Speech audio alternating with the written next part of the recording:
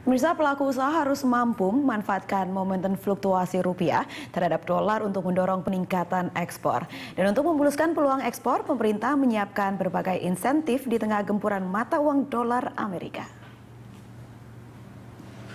Guncangan finansial hingga menjerumuskan rupiah ke rekor terendah sejak krisis moneter 16 tahun. Guncangan finansial hingga menjerumuskan rupiah ke rekor terendah sejak krisis moneter 16 tahun terakhir membuat pemerintah makin waspada.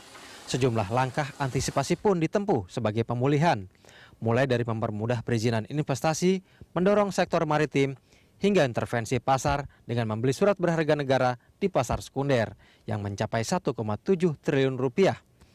Belakangan pemerintah Jokowi JK juga menyiapkan insentif untuk meningkatkan ekspor di tengah melemahnya kurs rupiah terhadap dolar Amerika Serikat. Dalam rapat terbatas membahas stabilitas nilai tukar, Wapres Yusuf Kala bakal menyuntikkan insentif ke sektor industri berbasis ekspor, sehingga bisa meraup keuntungan berupa devisa dari posisi pelemahan rupiah, serta memperbaiki neraca perdagangan dan defisit neraca transaksi berjalan.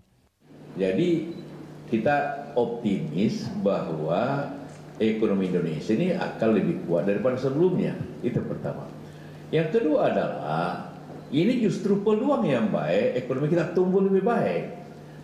Kenapa? Karena dengan rupiah yang melemah dibanding dengan US dollar, maka impor kita dari negara-negara yang memakai dolar pasti menurun dan ekspor kita akan naik, karena hampir semua ekspor kita dihitung dengan US dollar.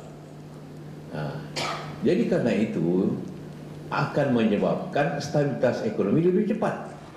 Demi mendorong ekspor, pemerintah akan memberikan insentif berupa pembebasan pajak untuk sementara waktu atau tax holiday, selain insentif berupa infrastruktur.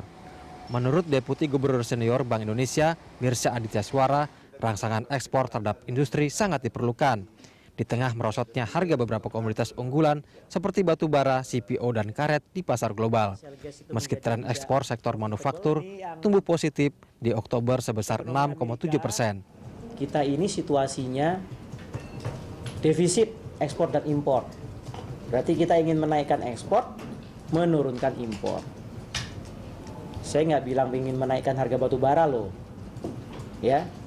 Memang kalau harga batu bara lagi rendah ya kita nggak bisa naikin. Kan ekspor manufaktur naik loh. Berapa nih? 6,7%. Lumayan. Januari, Oktober. Ini untuk jumlahnya berapa total? 59 miliar dolar loh. Terus meski gempuran dolar makin melemahkan rupiah hingga mengancam penyusutan cadangan devisa, pemerintah tetap yakin di balik kejatuhan mata uang menjadi momentum untuk mencapai stabilitas ekonomi.